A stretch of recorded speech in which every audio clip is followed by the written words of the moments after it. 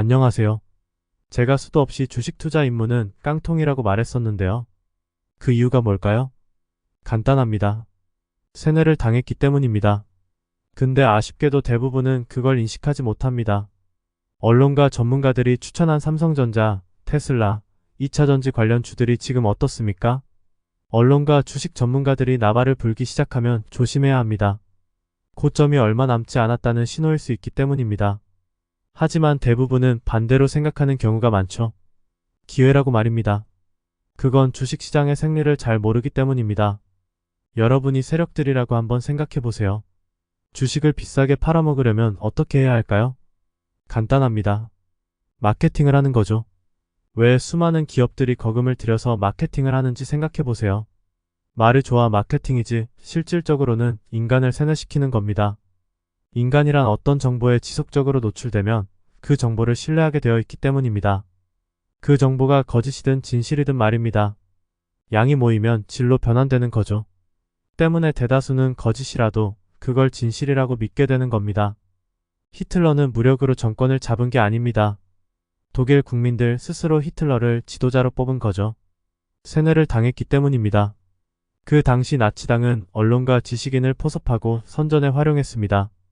그리고 그 중심에는 희대의 선동꾼 게벨스가 있었고요.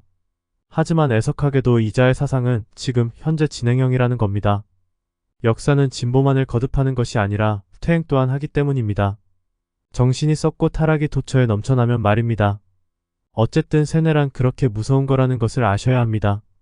세뇌에는 어떤 목적이 숨겨져 있기 때문이죠. 그리고 그 대상은 자신도 모르게 그걸 행동으로 옮기게 되어 있습니다. 연가시의 숙주처럼 말입니다.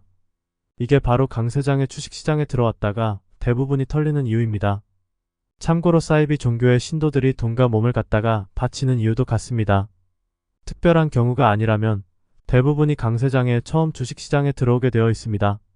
언론과 주식 전문가라는 놈들이 나발을 불어대니까요. 때문에 연가시의 숙주처럼 미쳐서 돌격 앞으로 하게 되는 거죠. 대중들은 무미건조한 자신의 삶 속에서 그 무엇인가를 갈망합니다. 자신을 구원해줄 그 무엇인가를 말이죠. 무의식적이로나 의식적으로 말입니다. 그 대상이 종교일 수도 있고 도박이나 마약일 수도 있습니다. 이때 마케팅은 징검다리 역할을 하게 됩니다.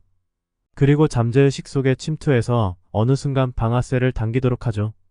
그게 바로 2021년 고점에서 주식, 아파트, 암호화폐에 미쳐 날뛴 이유가 아닌가 합니다. 짧고 굵게 한 방의 인생 역전을 꿈꾼 거죠. 하지만 인생이란 반성을 통한 깨달음 없이 앞으로 나아갈 수 없습니다. 지금 사회가 퇴행하고 있는 것도 같은 이유가 아닐까 합니다. 처먹고 싸는 게 전부는 아니니까요. 그런 건 개돼지도 할 수 있으니 말입니다. 주식 투자는 데이터의 산술적 문제를 뛰어넘는 뭔가 심오한 부분이 있다는 게 제 생각입니다. 근본적으로 우주 만물의 이치가 깃들여 있다는 거죠. 때문에 그 간극을 메우기 위해서는 깨달음이 필요하다고 봅니다. 물론 미친 개소리로 들리겠지만요. 언론과 주식 전문가들을 전적으로 믿어서는 안 됩니다. 저 또한 마찬가지고요. 오직 믿어야 할 건 여러분 자신입니다. 자신이 스스로 생각하고 행동할 수 없는 주체성이 결여된 인간이란 노예와 다름없지 않은가 합니다. 그런 인간들은 이용만 당할 뿐이죠. 개돼지들처럼 말입니다. 그리고 단물이 빠지면 씹던 껌처럼 내동댕 잊혀지는 거죠. 곰곰이 한번 생각해보세요. 자신이 스스로 공부하고 직접 종목을 발굴해서 주식 투자를 하고 있는지 말입니다. 아니면 언론과 주식 전문가들이 떠먹여주는 정보로 편안하게 주식 투자를 하고 있는지 말입니다. 만약 후자라면 털리는 건 시간 문제죠. 물론 전자라도 털릴 수 있지만 적어도 노하우를 축적할 수 있습니다. 그게 한미천이 되는 거죠. 하지만 후자는 축적할 수 있는 게 거의 없습니다. 애당초 자신의 것이 없었기 때문입니다. 때문에 노하우를 축적할 수 없는 거죠. 나중에 누가 유리할까요?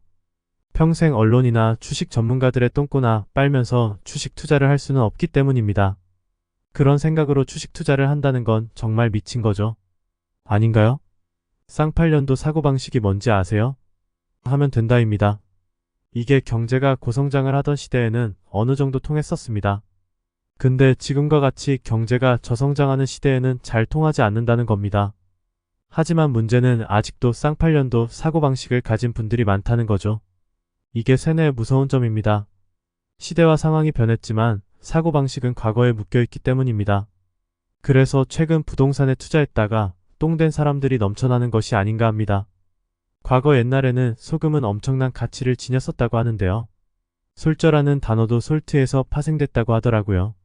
실제로 로마 시대에는 소금이 화폐로도 사용된 적이 있고 때때로 군인들은 소금으로 봉급을 받기까지 했다고 합니다. 우리나라도 과거에는 염전을 국가에서 관리했었죠. 그만큼 소금의 가치가 높았기 때문입니다. 하지만 시대와 상황이 변하면서 지금 소금의 가치는 정말 말이 아닌데요. 제가 말하고 싶은 건 시대와 상황에 따라서 투자 상품의 가치도 변한다는 겁니다. 때문에 과거에 집착해서는 안 된다는 거죠. 전 5년 전부터 앞으로 부동산보다는 주식의 투자 가치가 높아질 거라고 말했었는데요. 앞으로 투자 목적으로 부동산을 보유한다는 건 리스크가 크다고 내다봤기 때문입니다. 저는 부동산도 인간과 같이 생애 주기가 있다고 생각합니다. 상권이라는 것도 마찬가지가 아닌가 합니다. 상승과 하락은 하나의 순환 과정이니까요. 최근엔 천정부지로 오르기만 하던 미국 상업용 부동산도 폭락을 하고 있다고 들었는데요.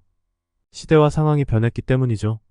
코로나, 팬데믹 이후 재택근무가 활성화되고 이커머스 시장이 확대된 것이 주원인이지 않은가 합니다. 저만 하더라도 2년 전까지 대부분의 물건을 매장에 직접 가서 구입했었습니다.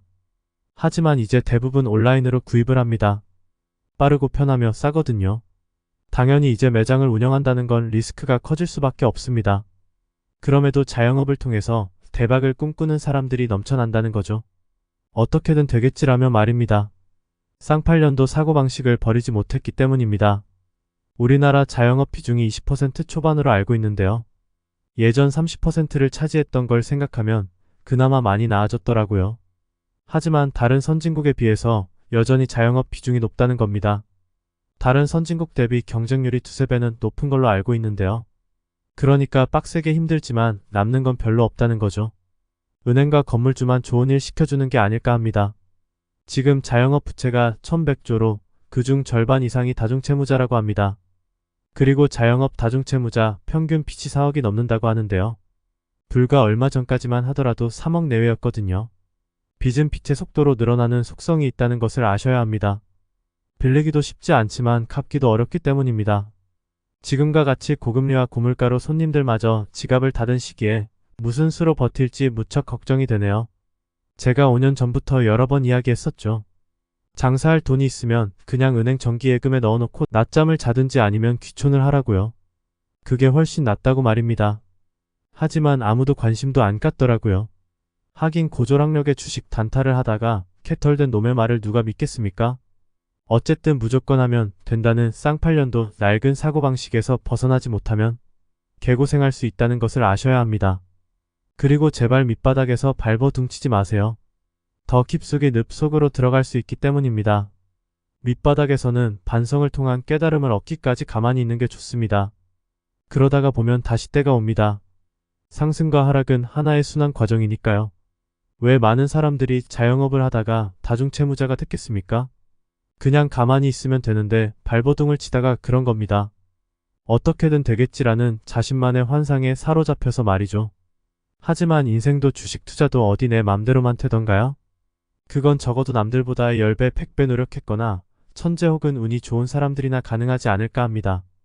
대부분의 사람들에게는 어린 밤 푸너치도 없는 일죠. 어쩌면 송충이는 솔잎을 먹어야 하듯이 자신의 주제를 아는 것도 중요하다고 봅니다. 주제 파악 못하고 괜히 까불어봐야 자신만 손해인 경우가 많으니까요. 지금이라도 자신의 주제를 알았다면 그냥 낮잠이나 자거나 귀촌을 하는 것도 나쁘진 않다고 생각합니다. 귀촌 같은 경우 평소 텃밭이나 가꾸다가 농번기엔 일손을 거들면서 자급자족하며 사는 거죠. 참고로 농촌에서 외국인 계절 근로자 일당이 12만원 내외인데 한참 바쁠 때는 구하기가 쉽지 않다고 합니다. 당연히 내국인은 일당을 더 쳐서 주지 않을까 합니다. 은행과 건물주 노예짓을 하며 하루하루 빚더미 시궁창 속에서 버티는 것보다 훨씬 낫지 않을까 하는데요. 개소리하지 말라고요? 뭐 싫으면 어쩔 수 없죠. 하지만 나중에 질질 짜지는 마세요. 부탁드립니다. 다 큰 어른이 질질 짜는 것처럼 꼴보기 싫은 것도 없으니까 말입니다.